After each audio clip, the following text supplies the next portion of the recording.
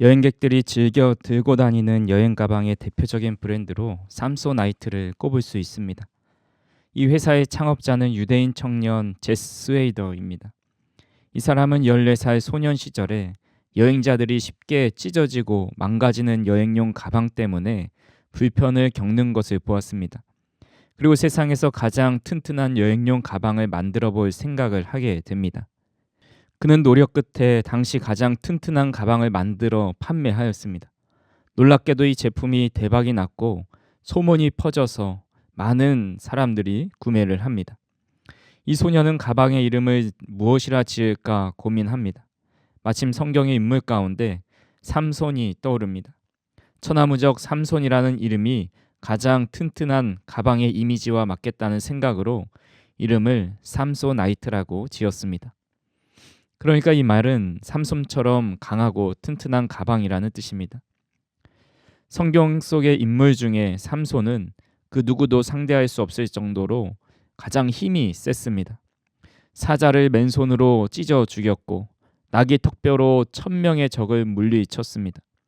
그리고 다곤 신전 기둥을 쓰러뜨려서 블레셋 사람 3000명을 죽이기도 했습니다. 그는 성경에서 가장 힘이 센 인물로 묘사됩니다. 그러나 성경을 자세히 보면 이 삼손은 영적으로 참 연약한 모습이었습니다.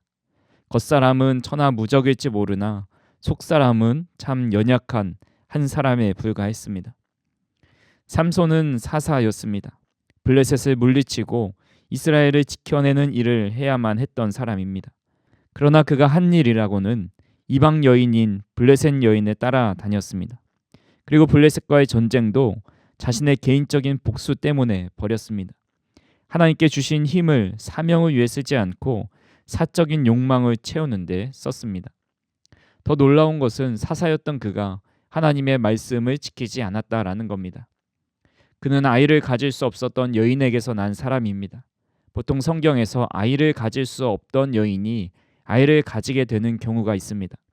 이런 경우는 하나님께서 그에게 나타나 태어날 아이에 대해 미리 알려주셨습니다. 우리가 잘 알고 있는 아브라함의 아들 이삭은 아브라함이 100세 때 낳은 약속의 아들입니다. 그의 집안도 아들을 낳고 자녀를 낳을 수 없었지만 하나님께서 아들을 낳을 것이다 말씀하셔서 이삭을 낳았습니다.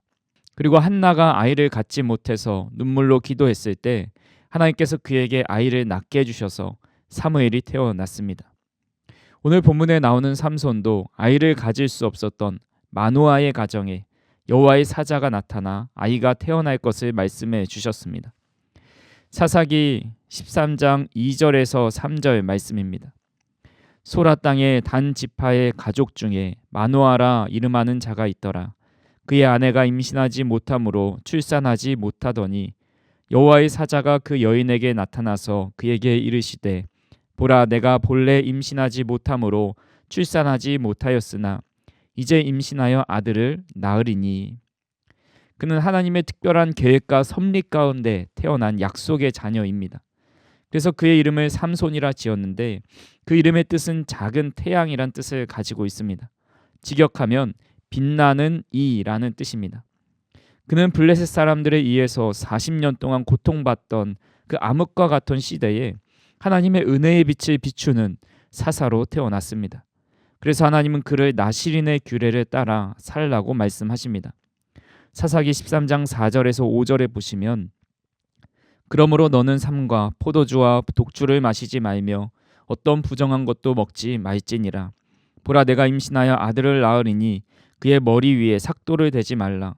이 아이는 태에서 나옴으로부터 하나님께 바쳐진 나시린이 됨이라.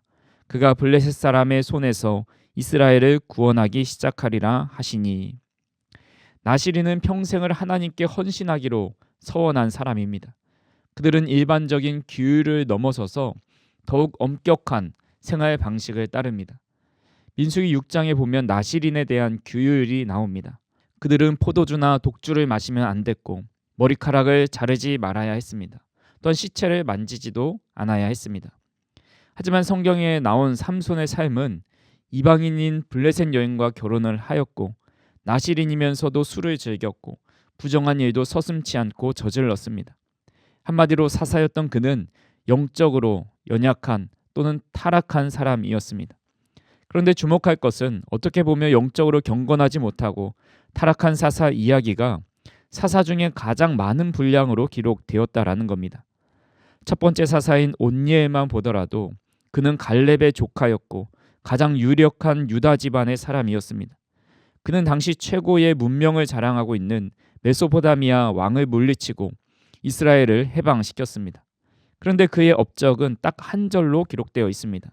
사사기 3장 10절에 여호와의 영이 그에게 임하셨으므로 그가 이스라엘의 사사가 되어 나가서 싸울 때에 여호와께서 메소포타미아 왕 구산 리사다임을 그의 손에 넘겨주심에 온니엘의 손이 구산 리사다임을 이기니라.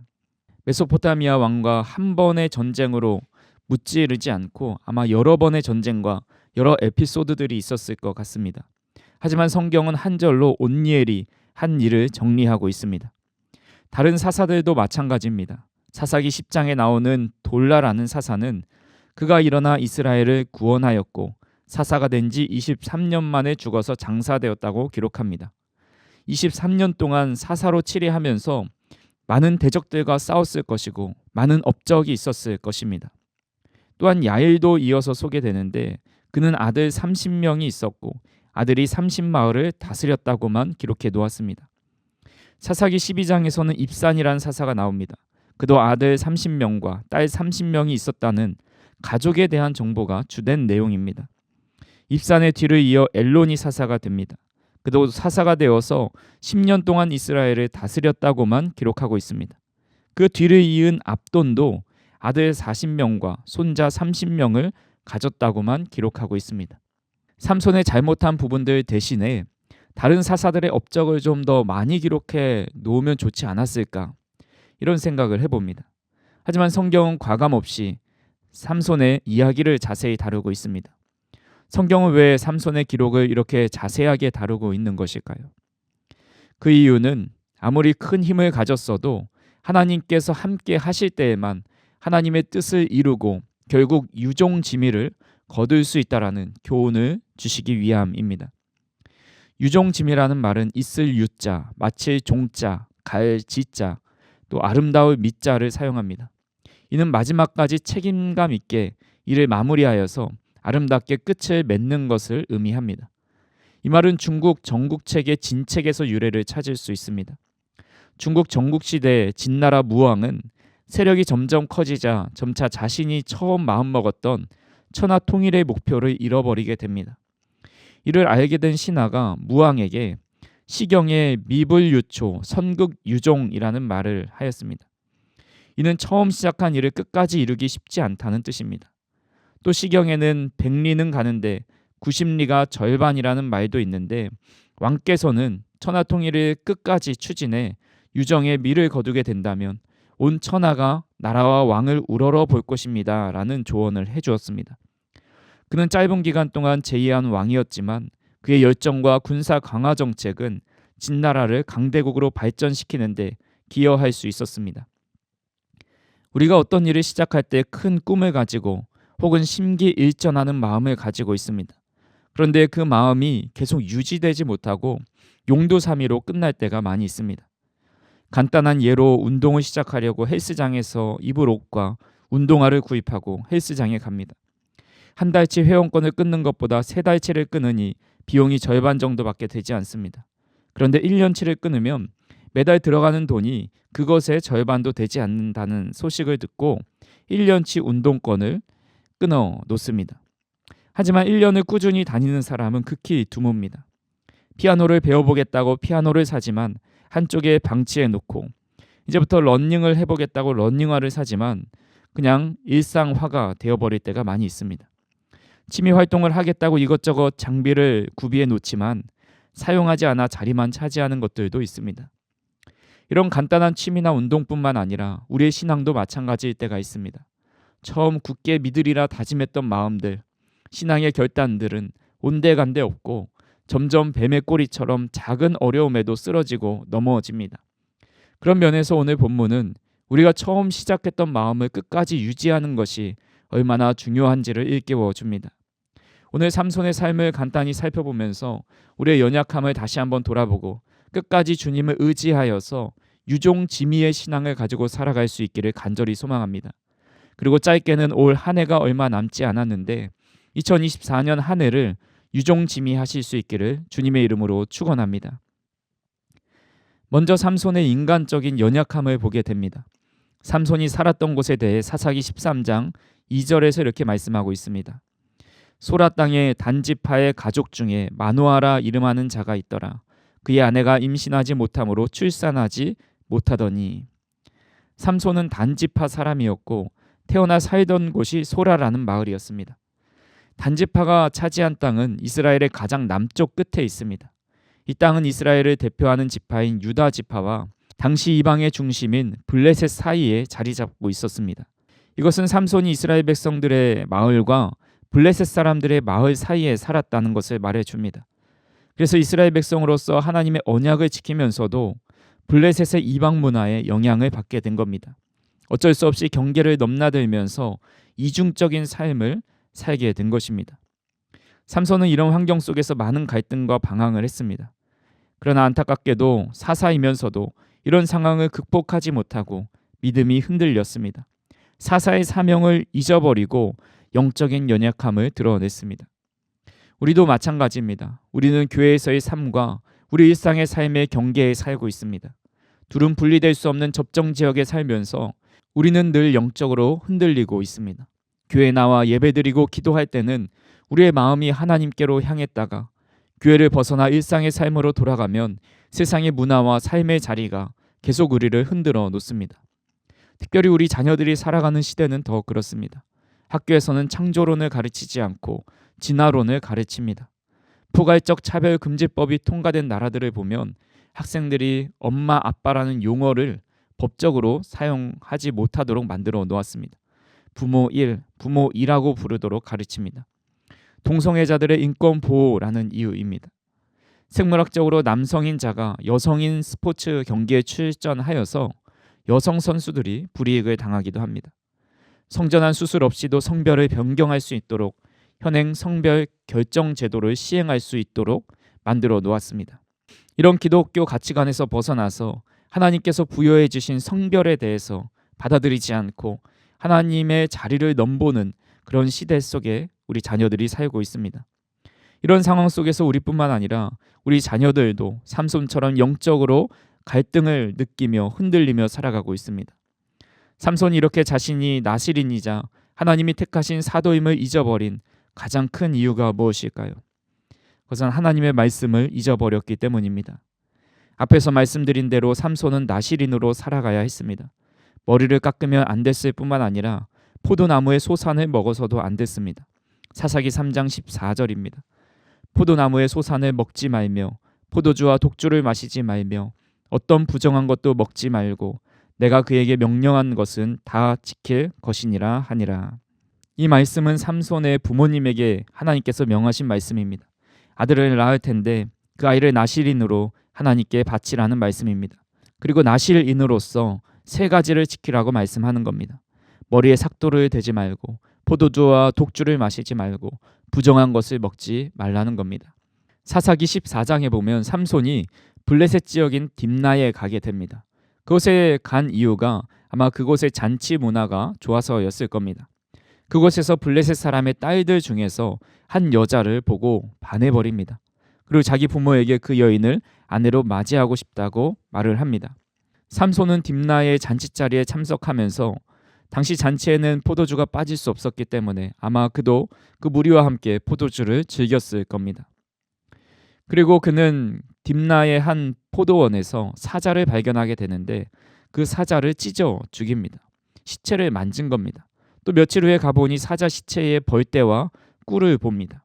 시체에 묻어있는 부정한 꿀을 그는 집어 먹습니다.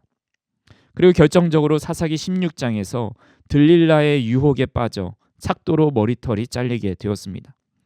즉 하나님의 말씀을 듣지 않으니 자신이 어떤 존재인지 잃어버리고 이방인처럼 살아간 겁니다. 이런 모습은 삼손뿐만 아니라 우리 모두에게 나타날 수 있습니다. 하나님의 말씀을 가까이 하지 않으면 결국 세상의 말과 소리에 귀를 기울이게 됩니다. 그러면 우리는 하나님이 택하신 거룩한 나라요, 거룩한 백성이라는 사실을 망각해 버립니다. 그렇게 우리 또한 하나님께서 우리에게 해주시는 말씀을 늘 가까이 하고 우리가 어떻게 살아가야 하는지, 우리의 정체성이 무엇인지를 늘 인식하며 살아갈 수 있기를 간절히 소망합니다. 삼손은 결국 하나님께서 주신 능력을 자신의 정욕을 위해 사용하다가 비참한 모습으로 블레셋의 조롱거리가 됩니다. 블레셋 사람들이 도저히 삼손을 당해낼 수 없자 블레셋 지도자들이 들릴라에게 와서 삼손의 약점을 알려달라고 부탁을 합니다.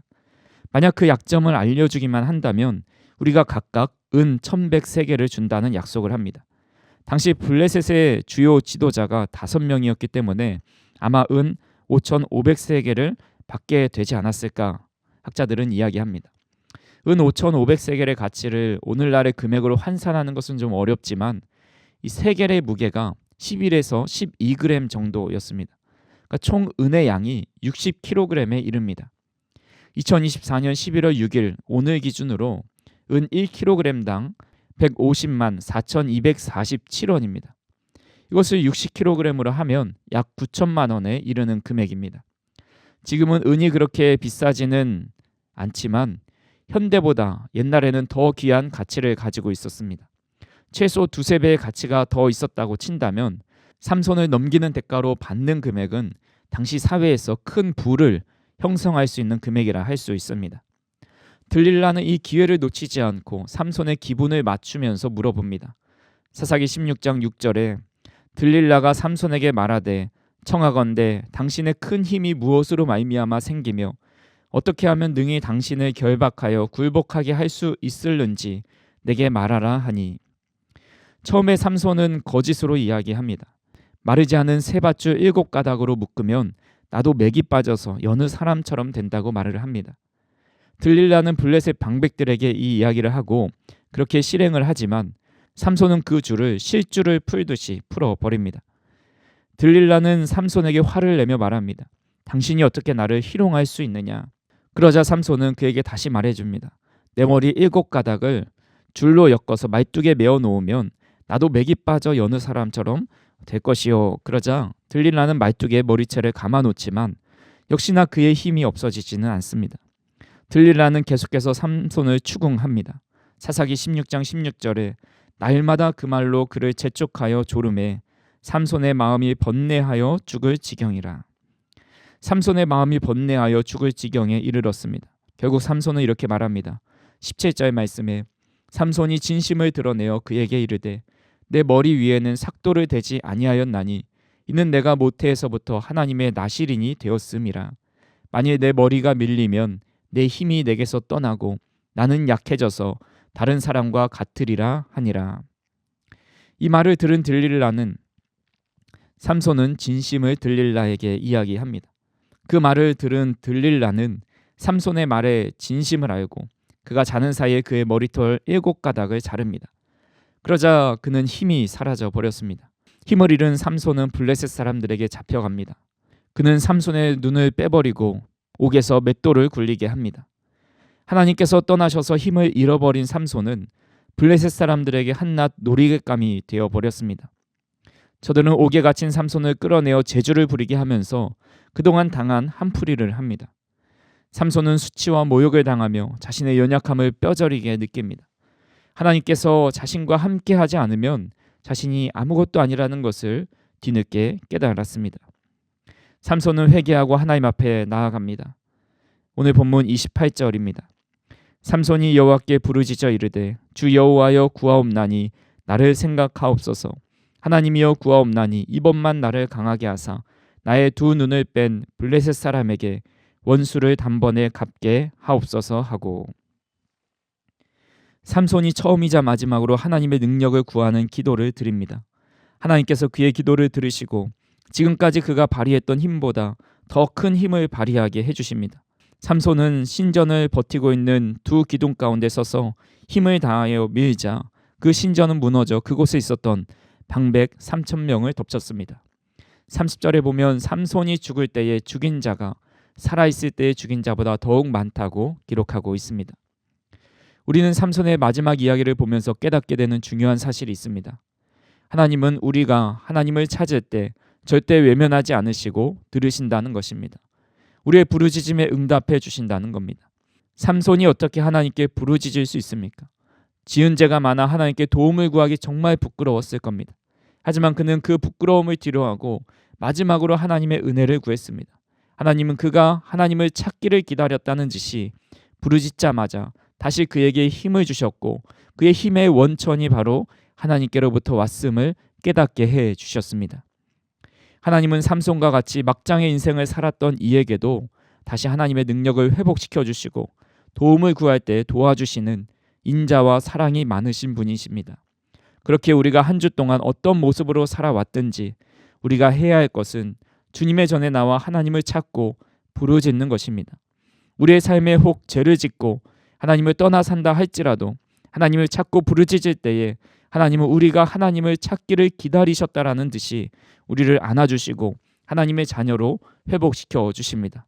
그리고 우리의 끝을 아름답게 만들어 주시기를 원하시는 분이십니다. 말씀을 정리합니다. 삼손은 하나님의 능력을 소유하고도 자신의 마음대로 살다가 겨우 비참하게 삶을 마무리하였습니다.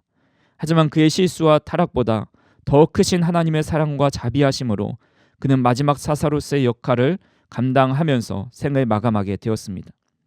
저와 우리 성도님들도 성도로 부름받고 예수님의 제자로 부름받았습니다. 정말 바라는 것이 있다면 늘 하나님과 동행하고 하나님이 기뻐하시는 삶을 살아가고 싶은 것입니다. 그런데 우리가 삶을 살아가다 보면 죄 가운데 빠질 수밖에 없고 하나님보다 세상적인 것을 더 많이 의지하며 살아갑니다. 삼손처럼 조금만 힘이 생기면 그것이 내가 한 것인 양 우쭐해하기도 합니다. 우리가 삼손처럼 완전히 엇나가고 타락하지 않는다 할지라도 우리는 늘 영적으로 타락하고 교만하고 하나님의 길에서 벗어난 삶을 사는 연약한 자임을 깨닫기를 바랍니다. 하지만 그때마다 기억하실 수 있기를 바랍니다.